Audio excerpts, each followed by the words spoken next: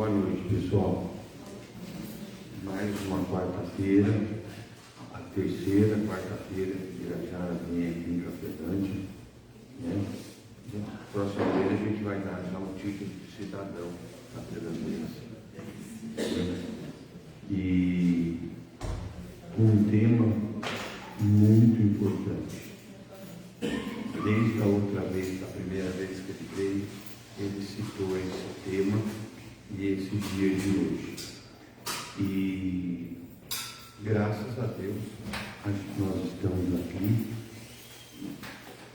com vontade, com ânimo para ouvi-lo e colocar todo o conhecimento no nosso dia a dia, na nossa vida, na nossa reforma íntima.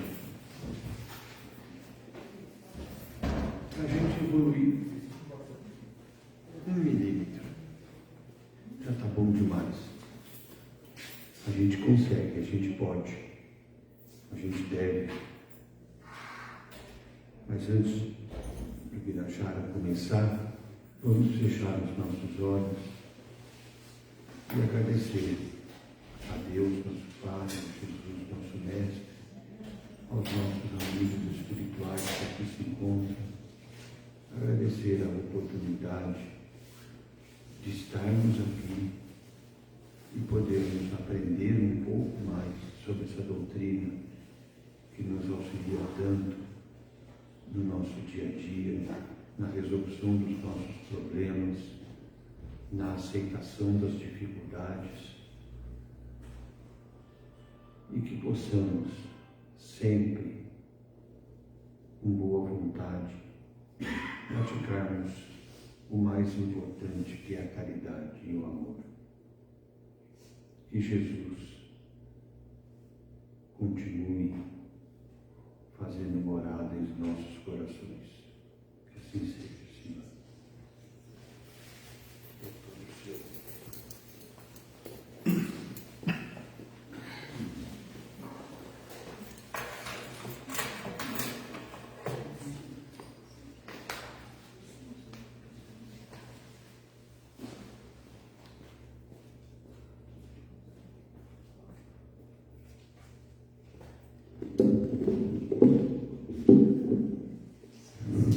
Boa noite a todos e que a paz de Deus esteja no coração de cada um dos senhores.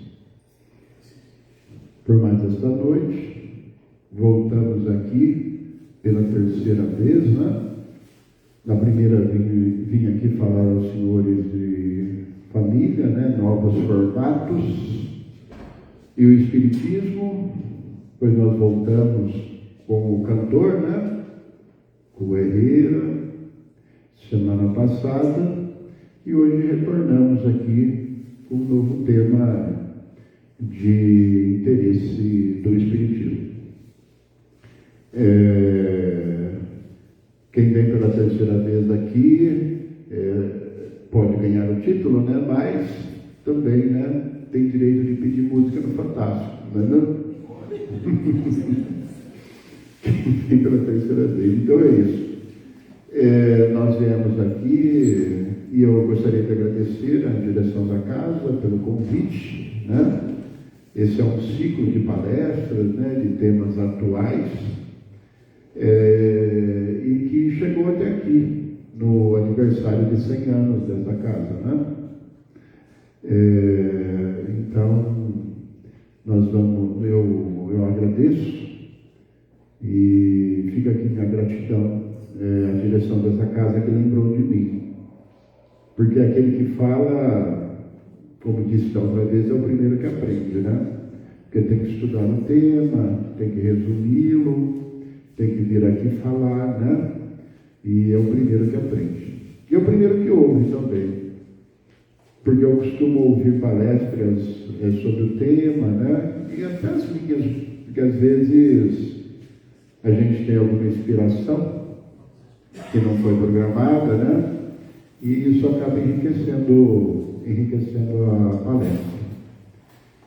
E eu tive a ideia de falar sobre esse tema, que é muito pouco falado no Espiritismo, porque se vocês pegarem os livros da codificação, os editados pela Federação Espírita ou pelo Instituto de Difusão de Ensino Espírita e pelas maiores editoras espíritas, vocês vão ver, né?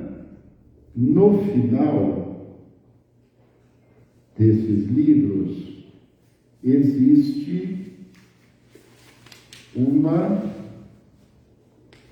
nota explicativa. Alguém já leu essas notas explicativas? Alguém aqui lembra de ter lido? Fala assim, eu li, isso aí diz a respeito disso. Alguém leu? Não, né? Então, essa nota explicativa, ela foi lançada nesses livros em 2008,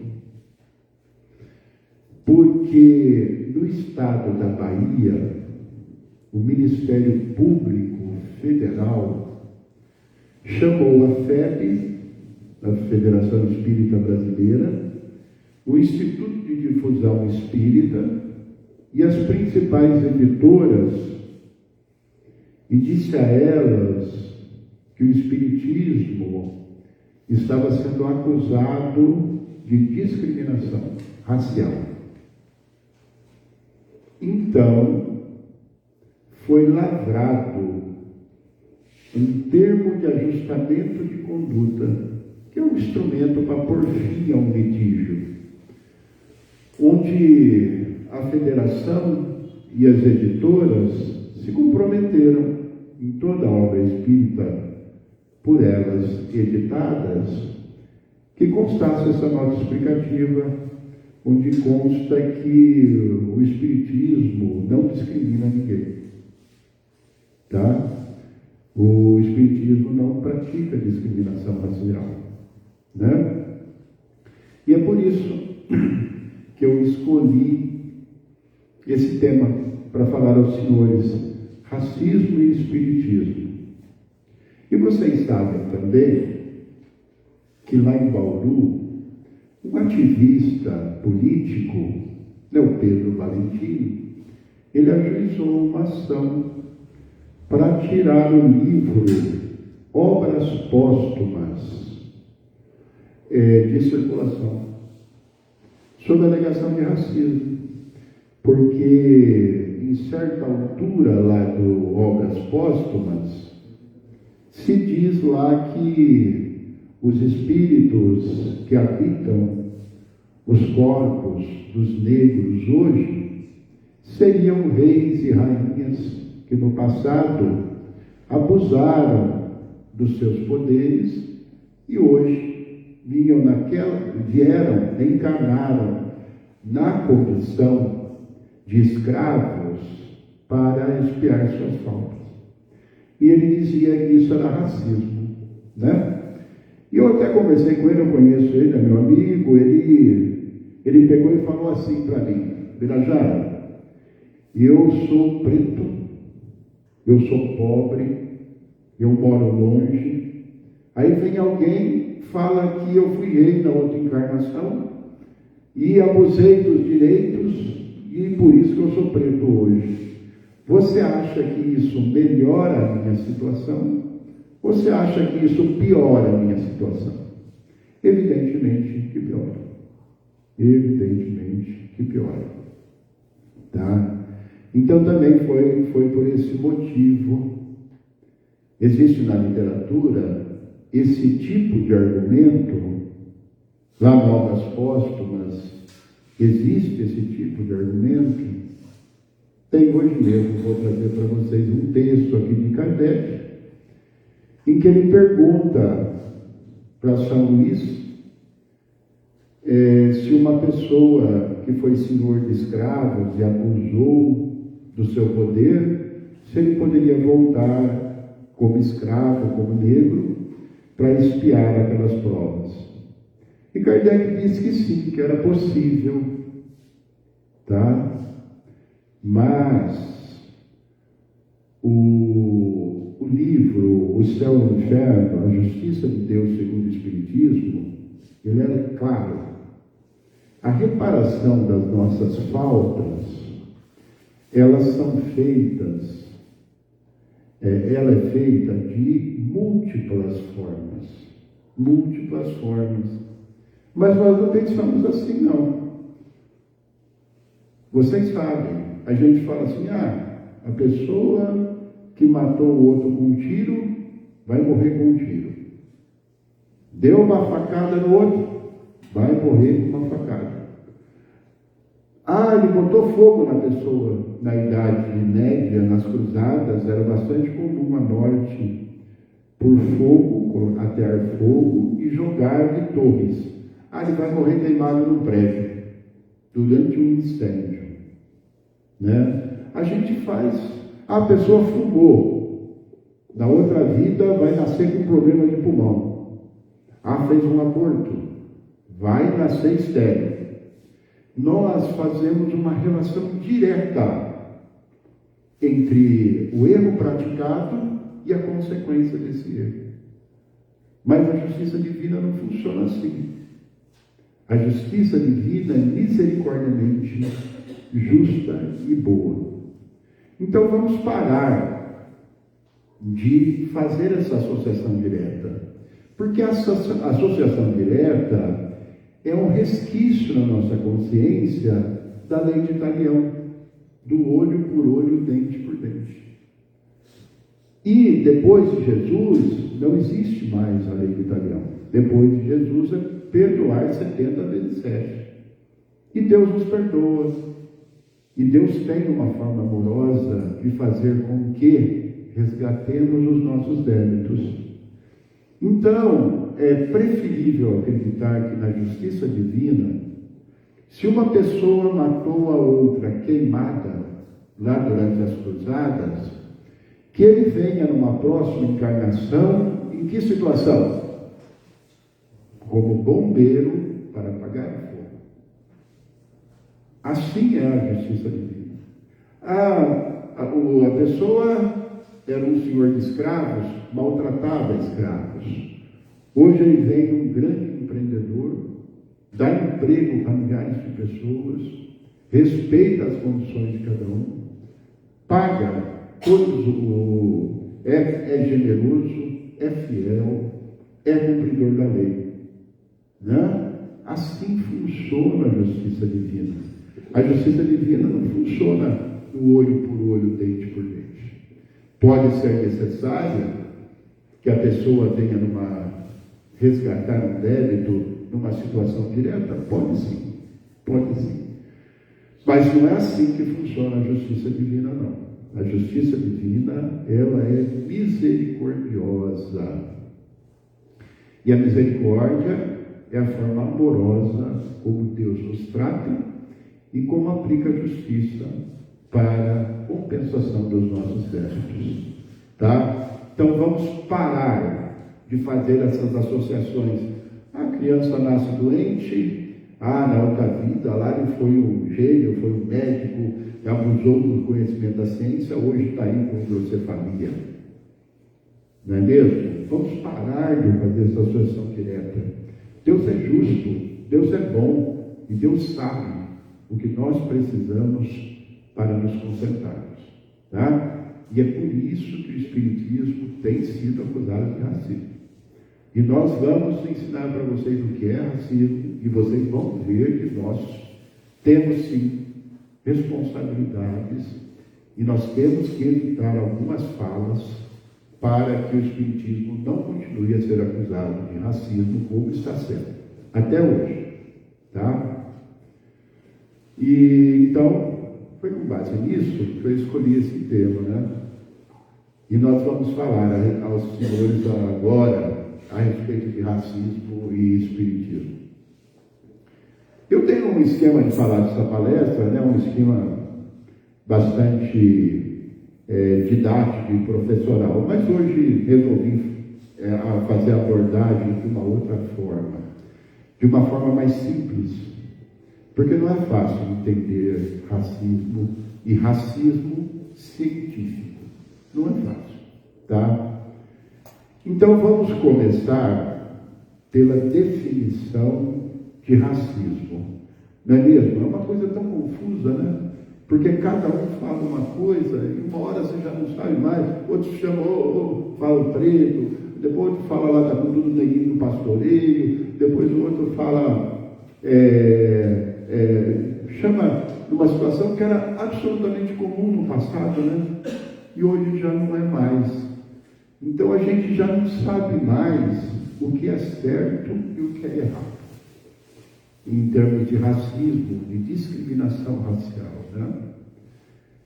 Então, em 1920, surgiu uma definição de racismo. Evidentemente, não existe uma definição só. Existem várias definições. Mas a mais aceita é aquela que define o racismo. Alguém sabe? Alguém quer arriscar aí? Definir o que é racismo? Alguém se arrisca? Paga uma caixa de cerveja, hoje não está bom para beber, entendeu? Hoje na palestra do Orlando ele falava, abriu uma garrafa aí, tem uma festa no umbral. Começa a festa no umbral, não é mesmo? Porque ele não veio falar aqui do Orlando. Então, o racismo pode ser definido como uma ideia. Uma ideia. Ou um conjunto de ideias de uma pessoa ou de um conjunto de pessoas que faz o quê? Que divide a humanidade em grupos populacionais. Baseado no quê? Na cor da pele, em características morfológicas, tamanho da cabeça, ângulo da face, tamanho dos olhos, tamanho do nariz, formato do nariz, grossura dos lábios, tamanho dos seios, tamanho dos quadris, por fisionomia e por condição social. Então, essas pessoas dividem a humanidade, né, de acordo por grupos populacionais, chamados raças, e leva em conta a cor da pele, aspectos morfológicos, aspectos fisionômicos e aspectos sociais. E agrega a esses aspectos identidades moral, intelectual, psicológica e cultural. E faz uma hierarquização desses grupos populacionais entre superiores e inferiores, de modo que a raça branca é a superior, a raça amarela é intermediária e a raça negra é inferior. Essa é a definição de racismo mais aceita. Mas fala, doutor, está muito difícil, resume isso aí, né? Dá um exemplo, né? Vou dar um exemplo para vocês, né? Dois times estão jogando bola, um jogador branco é superado lá por um jogador negro, olha para ele e chama ele de macaco. O que a gente tem visto no futebol.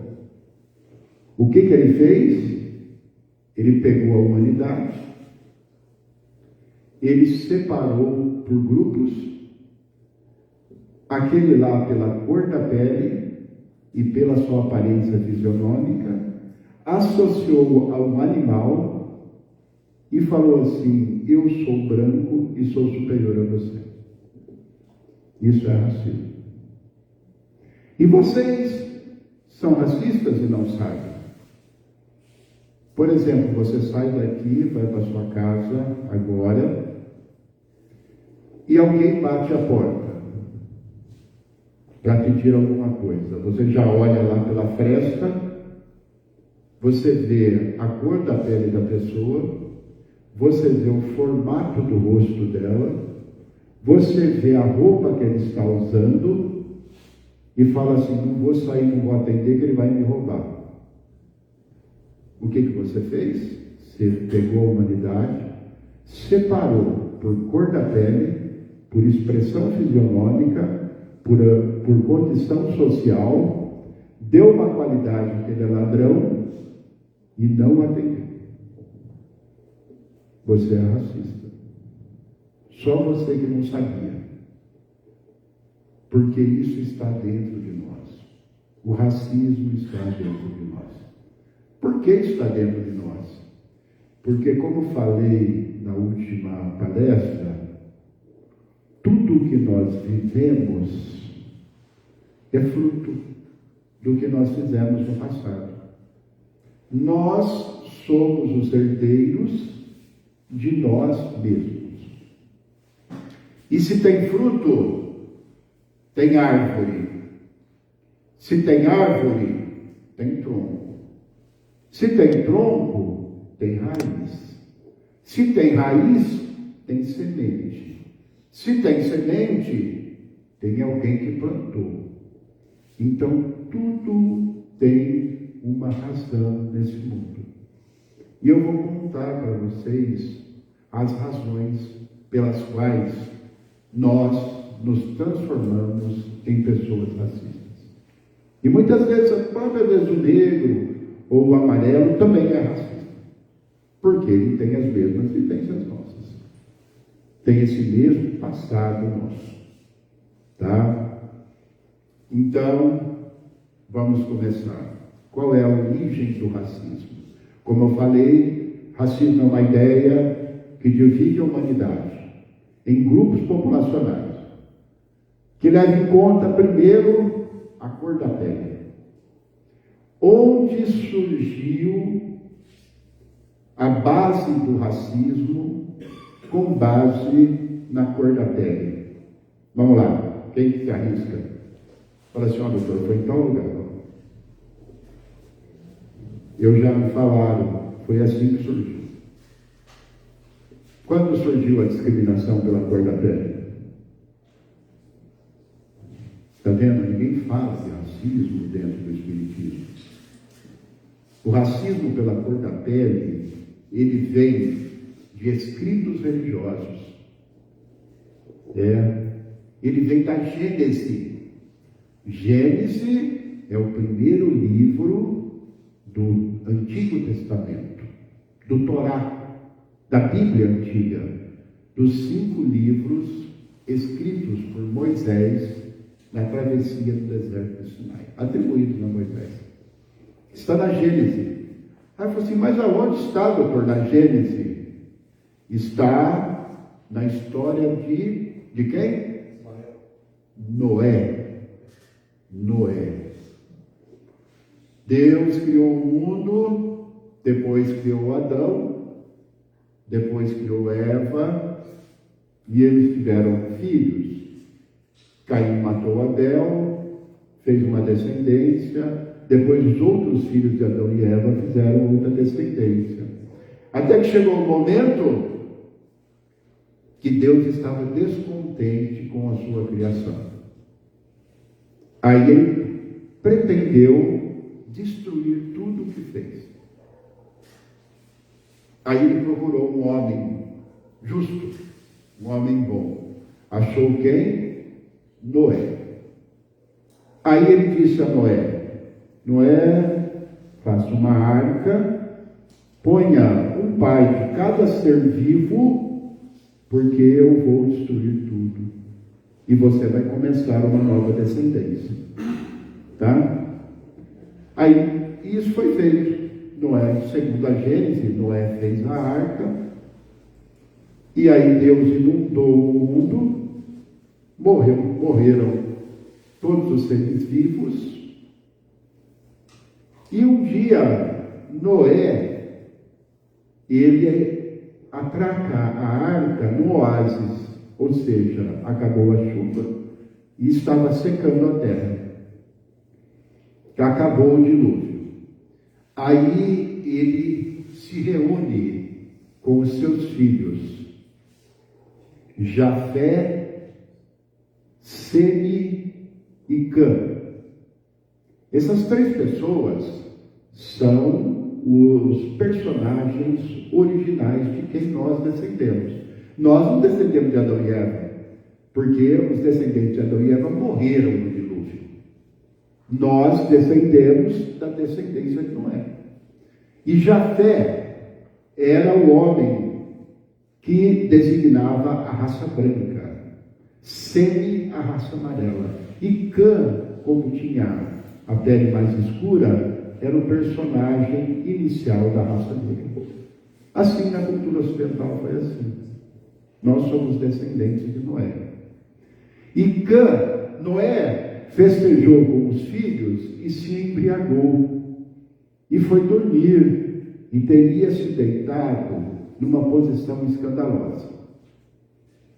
Cã comentou com os irmãos que Noé tinha se deitado numa posição escandalosa.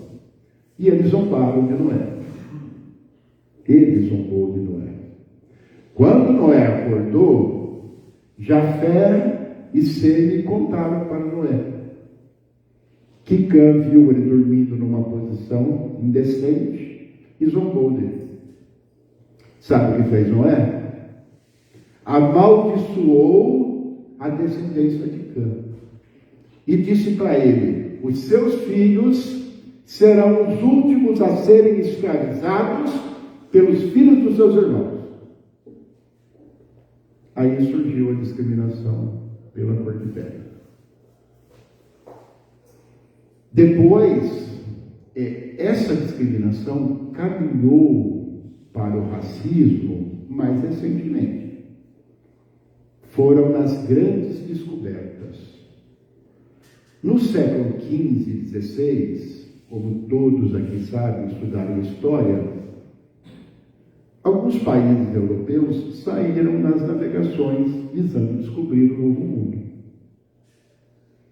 Aí foram descobertos os ameríndios, os índios da América. E foram descobertos os negros da Melanésia, que eram ilhas no nordeste da Austrália. E a humanidade, até então, era composta dos descendentes de Noé, Jafé, Seme e Cã. E aí a pergunta que surgiu era a seguinte: os ameríndios, os índios da América e os negros da Melanésia compõem a humanidade? Eles descendem de Jafé, de Seme e de Cã? E quem respondeu? Quem respondeu foi a igreja. Porque ela detinha os meios intelectuais. Ela que dava as regras, que ditava as regras na época. E a igreja se valeu de qual mito para colocar os ameríndios e os negros da Melanésia entre os humanos? Se valeu de qual história? Qual? Da história dos reis magos. Todos sabem, a história dos reis magos está no Evangelho de São Mateus.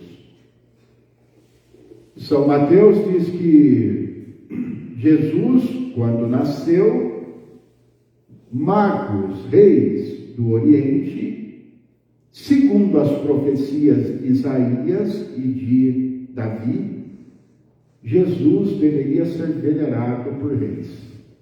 Então, quando Jesus nasceu, surgiu a estrela de Belém, os magos viram a estrela e seguiram-a. Naquela época, Herodes governava na Galileia. E eles encontraram Herodes. E Herodes disse e disseram que procuravam pelo Messias, para cumprimento das Escrituras, das profecias. E ele disse: se vocês acharam, vocês me contem, que eu também quero venerá-lo. Não queria matá-lo. Aí os reis magos encontraram Jesus e lhe presentearam com incenso, mirra e ouro, e cumpriram a profecia. Mas não falaram nada para Herodes, porque sonharam. E no sonho, Deus disse que não falasse nada para ele. Tá? E quem eram os reis magos? Gaspar, Melquior e Baltazar. Esses três eram representativos da descendência, eram os três personagens representativos da descendência de Noé, Jafé, Sem e Cã. Depois, 1.500 anos depois, 3.000 anos depois, 4.000 anos depois, os personagens representativos das três raças, branca, amarela e negra, eram os reis magos. Né? Melquior, Baltazar e o Gaspar. E o de pele mais escura era Baltazar. Então, a Igreja Católica disse: os negros da Melanésia compõem a humanidade. Eles são descendentes de Baltazar. Isso aqui que é descendente de Cã. E os índios da América, eles encontraram lá um motivo religioso para incluí-los na humanidade. E eles passaram a fazer parte da humanidade. E isso foi lá em 1500, 1600. Só que, no século XVIII, durante o Iluminismo foi um movimento filosófico que tomou conta da Europa no século XVIII, um movimento de reencarne de vários espíritos sábios, um movimento que pregava a razão como forma de resolução das questões, que pregava o antropocentrismo, o homem como centro do universo, que pregava os ideais de fraternidade, liberdade e igualdade. Os iluministas não concordaram com a conclusão da Igreja, de que os índios da América e os negros da Melanésia faziam parte da humanidade. E lançaram mão de um conceito de raça, da zoologia e da botânica, e classificou os índios da América e os negros da Melanésia como outras raças. E aí isso caminhou para a hierarquização e caminhou para o racismo. Como eu disse para os senhores, racismo é uma ideia, é um conjunto de ideias, de pessoas que dividem a humanidade em grupos populacionais, de acordo com a cor da pele. A cor da pele vem de escritos bíblicos. O racismo pela cor da pele.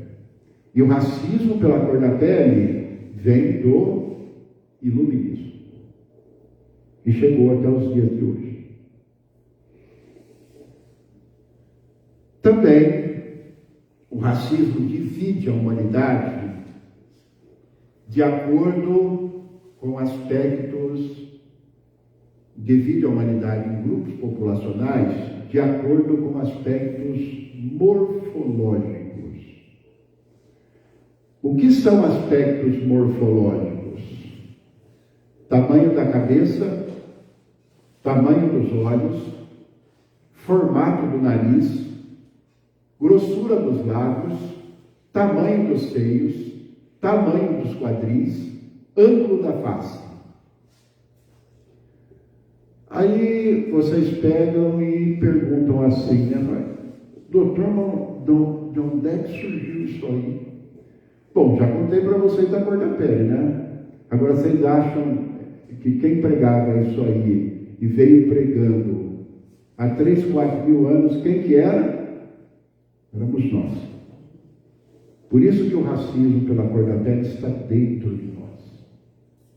Não só do branco, não, do branco, do negro, do amarelo.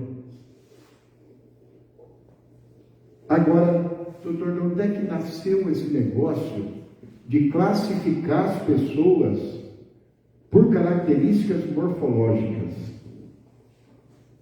Isso surgiu na época de Kardec, com um médico anatomista alemão chamado, como é que é o nome dele? Do pai da frenologia, o pai da craniologia, Franz Joseph Gall. Gall é contemporâneo de Kardec. Viveu a mesma época que Kardec. Gall era o pai da craniologia e da frenologia. O que é a craniologia? Gall, ele era anatomista. Ele pegava o crânio humano e ele dividiu o crânio humano em 27 posições. E cada uma dessas posições correspondia a uma faculdade humana. Tá? E isso é a base da craniologia.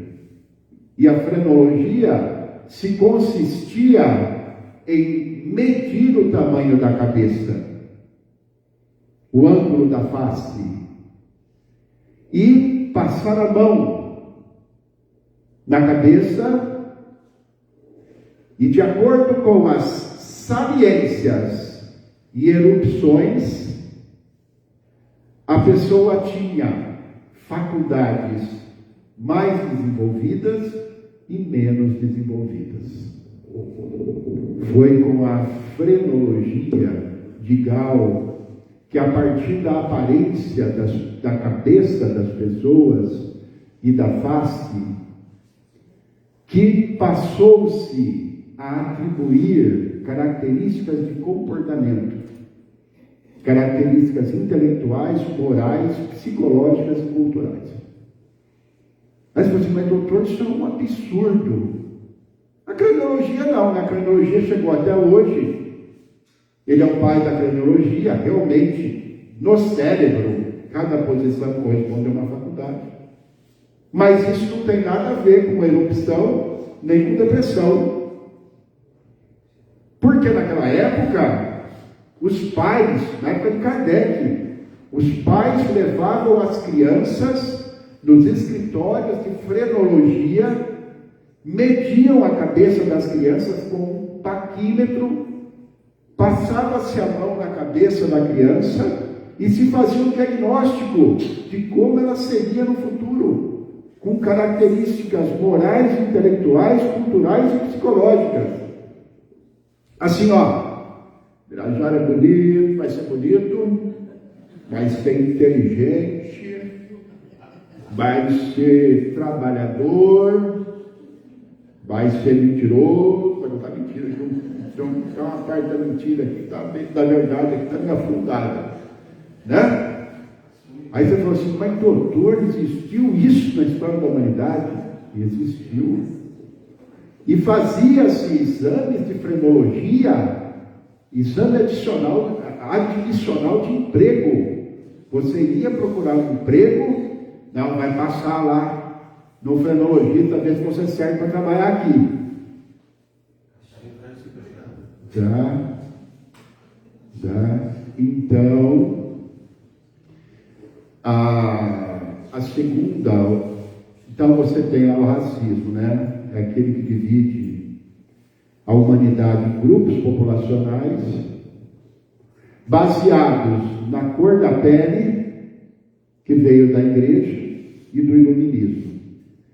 Características de tamanho da cabeça, tamanho do olho, tamanho do nariz, tamanho do lábio, tamanho do queixo, dos peitos, dos quadris. E que isso indica que a pessoa tem uma qualidade ou um defeito qualquer. Isso veio da onde? Da frenologia de Gall. uma mentira, uma pseudociência, mas que na época de Kardec era incontestável. Era incontestável. Depois, como eu disse, o racismo é uma ideia de pessoas que dividem a humanidade em grupos populacionais por cor da pele, por características físicas, e depois tem aqueles que dividem a humanidade pela fisionomia. Isso se chama fisiognomia. Quem que é o pai da fisiognomia?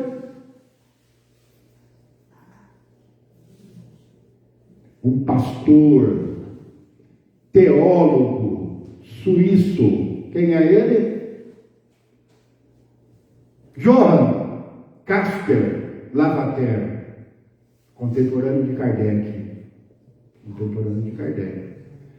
Johann Caspar Lavater observava as pessoas e as classificava de acordo com a aparência, criando raças e tipos regionais, e a eles atribuía comportamentos morais, intelectuais, psicológicos e sociais, evidentemente positivos e negativos. E quem que vocês acham que frequentavam os escritórios de frenologia na época de Kardec? Deve ser algum espírito que está morando em um planeta muito evoluído, né? Não, éramos nós. Éramos nós que pregávamos e sustentávamos essas ideias.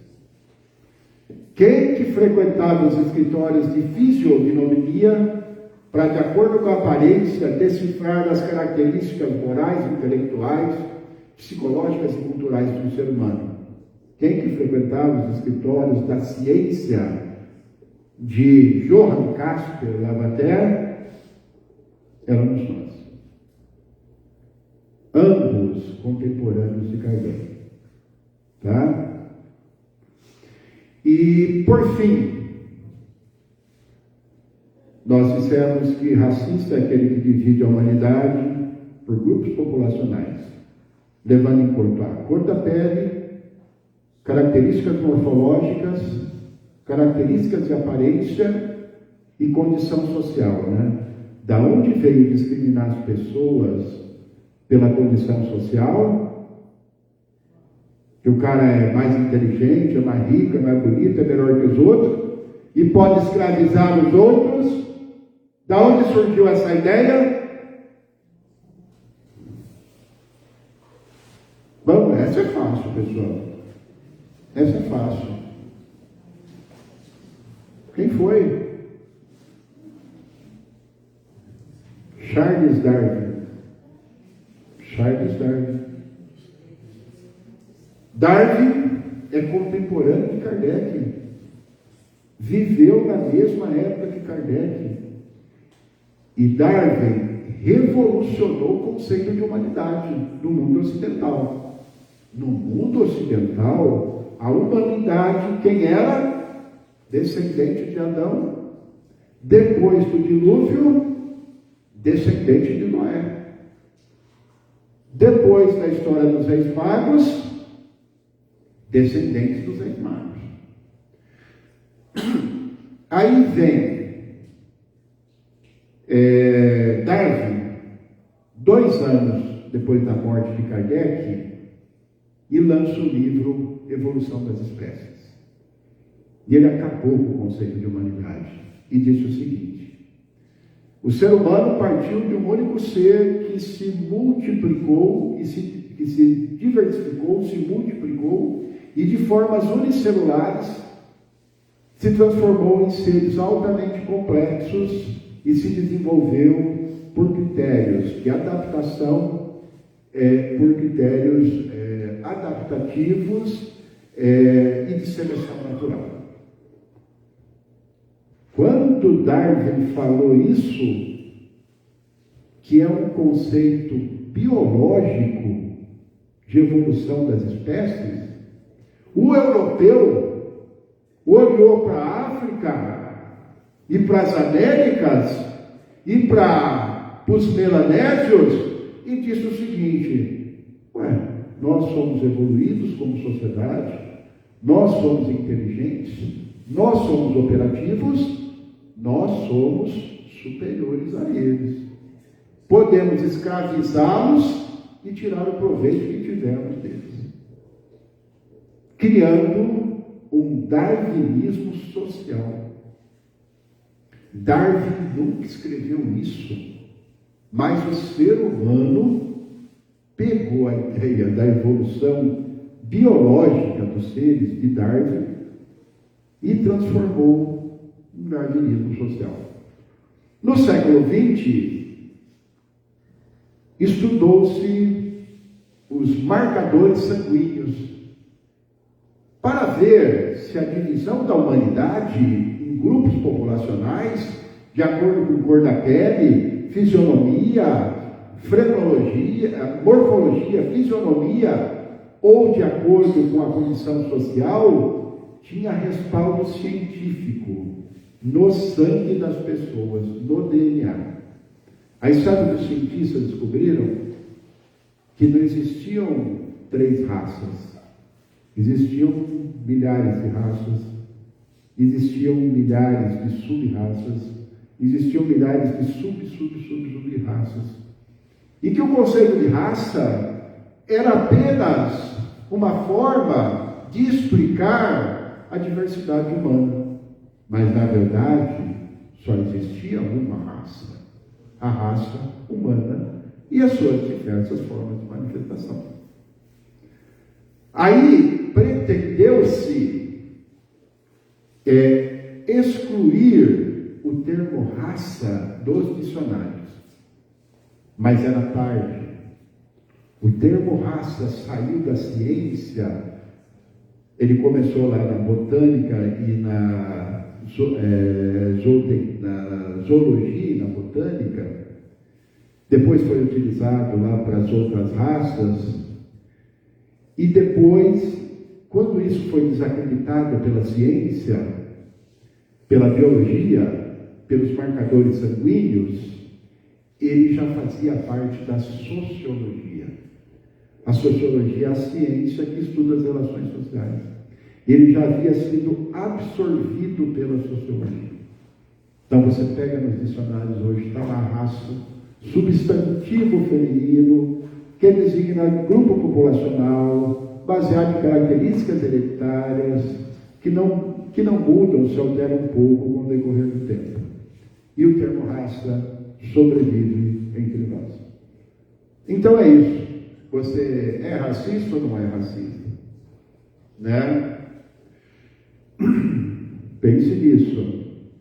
Porque nós precisamos conhecer essas coisas para desconstruir o racismo existente dentro de nós.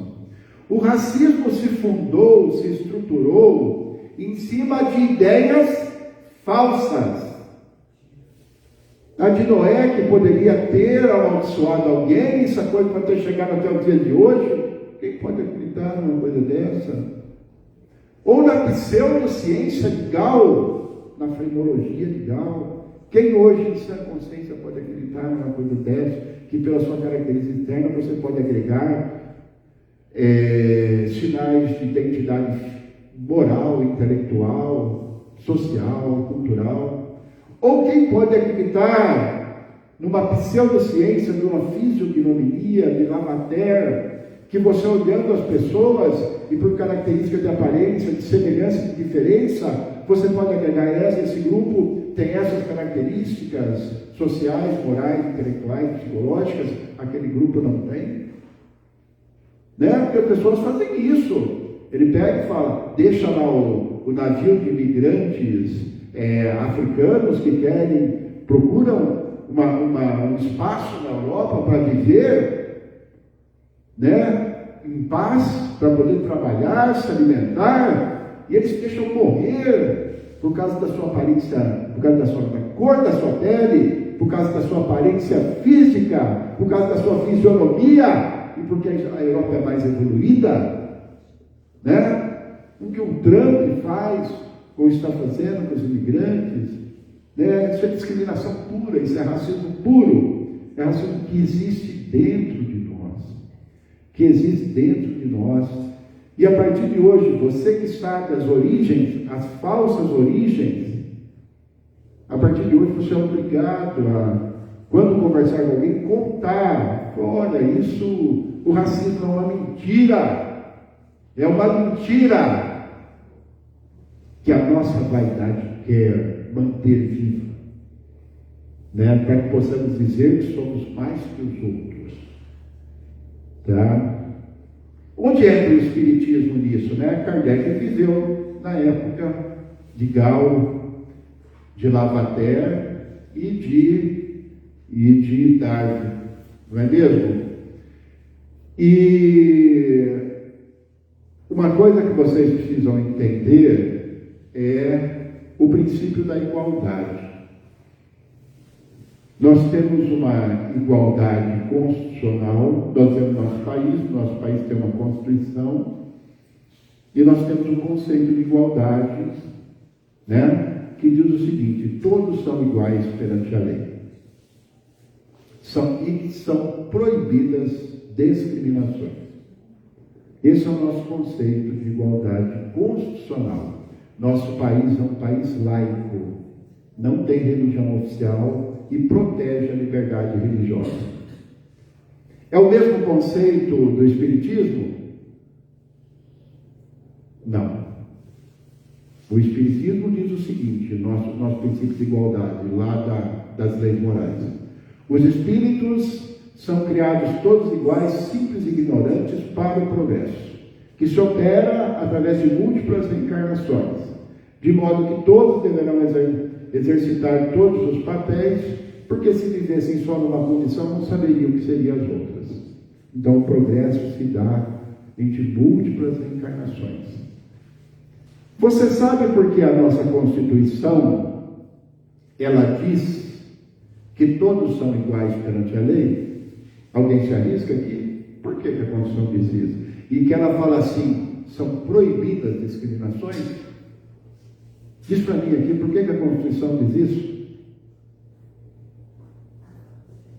Por que eu não posso falar que eu sou diferente do outro?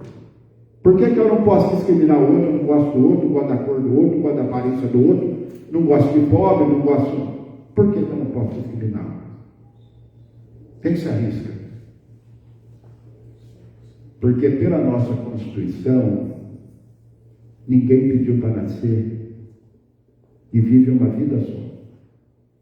Como ninguém pediu para nascer, ele não pode ser discriminado pela condição que está. Por ser branco, por ser preto, por ser amarelo, por ser bonito, por ser feio, por ser rico, por ser pobre.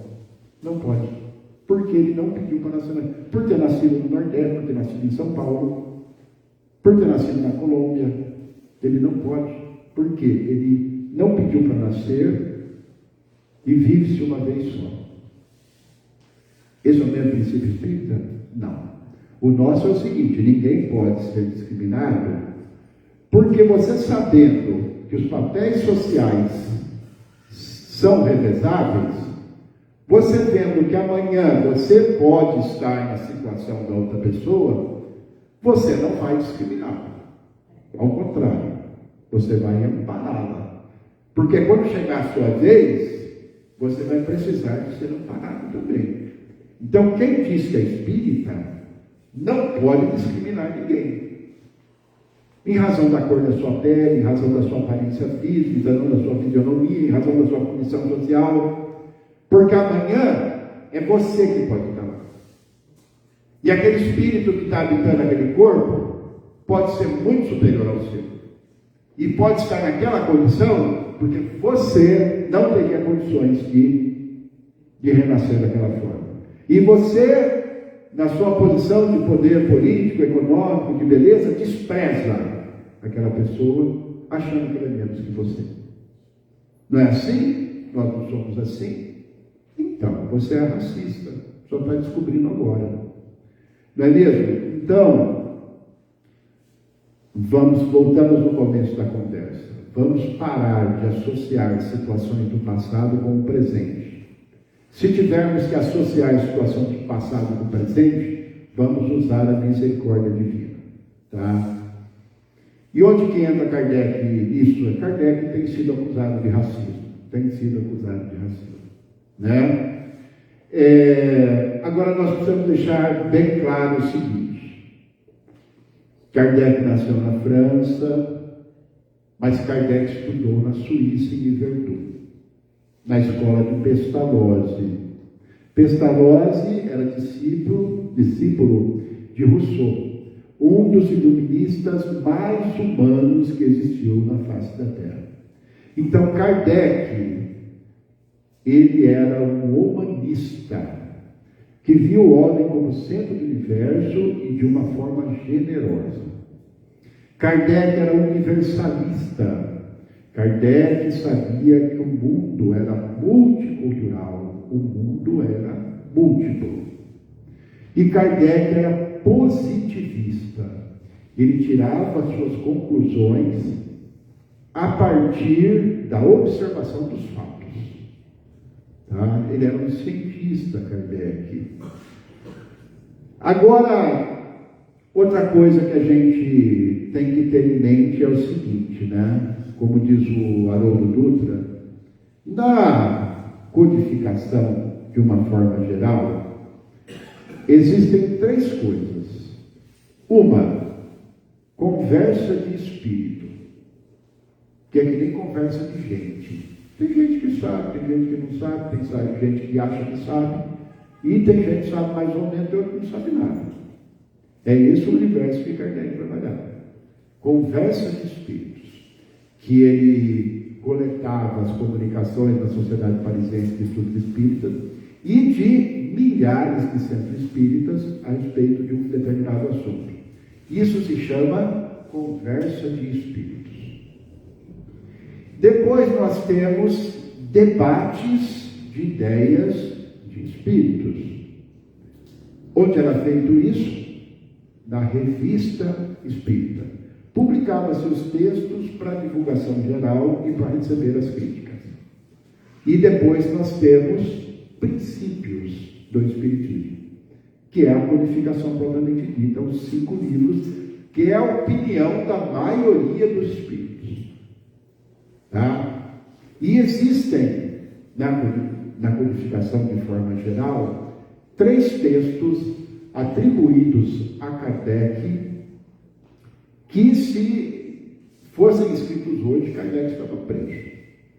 São textos que têm, hoje, um conteúdo racista. Tá? Quais são esses textos? Primeiro texto, o negro e o belo. Está escrito aonde? Onde está escrito o negro e o belo? Está escrito no Obras Póstumas, onde Kardec faz uma análise da evolução da beleza de acordo com a evolução espiritual. Né? A primeira, vocês vão ler em casa, não vou repetir aqui que não vai dar tempo. A primeira coisa que vocês têm que saber, primeiro, o Obras Póstumas não faz parte da codificação espírita. Nem de ele pode ser um resumo, nem de conversa de espíritos, nem de debates, nem de princípios, que são as 5 obras básicas. O Obras Póstumas foi editado 20 e 30 anos depois da morte de Kardec. Foi um conjunto de escritos que foram encontrados e foram atribuídos a Kardec. Não se sabe se efetivamente eram de Kardec. Não se sabe por que Kardec não os publicou em vida. E não se sabe se quando ele morreu, aquelas ideias efetivamente corresponderiam ao que ele pensava. Porque ele escreveu e não publicou. E aqueles escritos não foram submetidos à opinião comum dos espíritos. Não foram submetidos à conversa, ou seja, aos vários centros, coletando as opiniões. Não foram publicados na Revista Espírita. e não foram publicados na codificação. Eles foram encontrados, foram achados. O livro, mas não é nem livro, é uma coletânea de textos. Então esse é o primeiro, vocês vão ler em casa. Né? O segundo texto é o texto que está escrito na Revista Espírita, O Negro Pai César. Nesse texto, Kardec evoca um espírito de um negro que morreu nos Estados Unidos com 138 anos e faz algumas perguntas a respeito da condição dele, tá? E esse espírito fala que não gostaria mais de voltar como negro, porque ele sofreu muito, que ele procurava se aperfeiçoar, ele procurava um corpo para nascer branco. Kardec pergunta a São Luís se a raça negra era uma raça inferior, e São Luís não fala que era inferior, disse que ela tinha reencarnado aquele grupo populacional da época, aqueles espíritos da época. Tinham reencarnado em tribos incultas da África, da Melanésia, e que, num processo evolutivo, eles migrariam para outro mundo ou entrariam aqui no processo evolutivo normalmente, migrando para branco, negros, índios, ou voltando como negros. Né? Esse texto foi publicado na Revista Espírita. Como disse, Kardec publicava os textos na Revista Espírita para o debate de ideias. E essas ideias, trazidas por esse espírito e pelo espírito de São Luís, não migraram para a codificação, não se transformaram em princípios espíritas.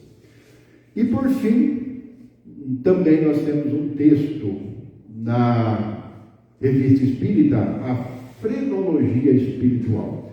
Kardec traça um paralelo entre a Fenomenologia de Gall e a Frenologia Espiritual. Nós sabemos que os espíritos, através do perispírito, eles moldam os seus corpos para atender às necessidades da reencarnação pela qual vão passar.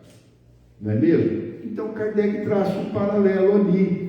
E isso aí acabou, de alguma forma, reforçando essas ideias de Gall, de que por características físicas você pode agregar características intelectuais, morais, psicológicas e culturais. E de certa forma isso reforçou a ideia de Gall, que hoje todo mundo sabe que é uma mentira, é uma pseudociência. Kardec teria sido influenciado por Gall, por Lavater, por Darwin, pela igreja, porque essa era a cultura da época. Kardec teria influenciado eles? Não se sabe. Mas o que se sabe é que em diversos textos Kardec se manifestou contra a discriminação racial. Vou achar meu óculos aqui. Onde que foi parar? Olha como é que o orador já está louco, né? O orador está louco. Então, vamos lá. O que Kardec escreveu sobre racismo, né? Temos lá na Revista Espírita de 1863. O Espiritismo, restituindo ao Espírito seu verdadeiro papel na criação, constatando a superioridade da inteligência sobre a matéria, faz com que desapareçam naturalmente todas as distinções estabelecidas entre os homens, conforme as vantagens corporais mundanas, sobre as quais só o orgulho fundou as castas e os estúpidos preconceitos de cor. Revista Espírita, 1863. Os privilégios de raça tem sua origem na abstração que os homens geralmente fazem do princípio espiritual, para considerar apenas o ser material exterior, da força ou da fraqueza constitucional de uns, de uma diferença de cor em outros, do nascimento na opulência ou na miséria, da filiação nobre ou plebeia, concluíram uma superioridade ou uma inferioridade natural. Foi sobre este dado que estabeleceram suas leis sociais e os privilégios de raça. Deste ponto de vista circunscrito, são consequentes consigo mesmos, porquanto, não considerando senão a vida material, certas classes parecem pertencer, e realmente pertencem a raças diferentes. Mas se tomar o seu ponto de vista do ser espiritual, do ser essencial e progressivo, numa palavra do Espírito, preexistente e sobrevivente a tudo, cujo corpo não passa do invólucro temporário, variando como a roupa, de forma e de cor. Se além disso, do estudo dos seres espirituais ressalta a prova de que esses seres são de natureza e origem idênticas, que seu destino é o mesmo, que todos partem do mesmo ponto e tendem para o mesmo objetivo, que a vida corporal não passa de um incidente, uma das fases da vida do espírito, necessária ao seu adiantamento intelectual e moral, que em vista desse avanço, o espírito pode sucessivamente revestir envoltórios diversos, nascer em posições diferentes. Chega-se à consequência capital da igualdade de natureza, e a partir daí a igualdade dos direitos sociais de todas as criaturas humanas e a abolição dos privilégios de raça. Eis o que ensina o Espiritismo. Vós que negais a existência do Espírito para considerar apenas o homem corporal, a perpetuidade do ser inteligente para só encarar a vida presente, repudiais o único princípio sobre o qual é fundado, com razão, a igualdade de direitos, que reclamais para vós mesmos e para os vossos semelhantes. Revista Espírita, 1977. Com a reencarnação, desaparecem os preconceitos de raça e de castas, pois o mesmo espírito pode tornar-se a nascer rico ou pobre, capitalista ou proletário, chefe ou subordinado, livre ou escravo, homem ou mulher. De todos os argumentos invocados contra a injustiça da servidão e da escravidão, contra a sujeição da mulher à lei do mais forte, nenhum há que prime, em lógica, ao fato material da reencarnação. Se, pois, a reencarnação se funda numa lei da natureza, o princípio da fraternidade universal também se funda na mesma lei, o da igualdade dos direitos sociais, e por conseguinte o da liberdade. E escreveu ainda: nós trabalhamos para dar fé aos que nada creem, para espalhar uma crença que os torna melhores uns para os outros, que lhes ensina a perdoar aos inimigos, a se olharem como irmãos, sem distinção de raça, casta, seita, cor, opinião política ou religiosa. Numa palavra, uma crença que faz nascer o verdadeiro sentido de caridade, de fraternidade e deveres sociais. Revista Espírita, 1873. O homem de bem é bom, humano e benevolente para com todos, sem distinção de raças, nem de crenças, porque em todos os homens vê seus irmãos. O Evangelho segundo o Espiritismo. Então é isso, senhores, que eu tinha para falar aos senhores a respeito de racismo e espiritismo. Todos somos iguais e os papéis sociais são revezáveis no decorrer do tempo. E quem se diz espírita não pode discriminar ninguém pela cor da sua pele, pela sua aparência física, pela sua fisionomia e pela sua condição social. Porque sabe que amanhã, no revezamento dos papéis, vai ocupar aquela posição. Por isso, acolhe o espírito que está nessa situação. Não o discrimina, ou não exclui de direitos. Obrigado pela atenção de todos. Boa noite.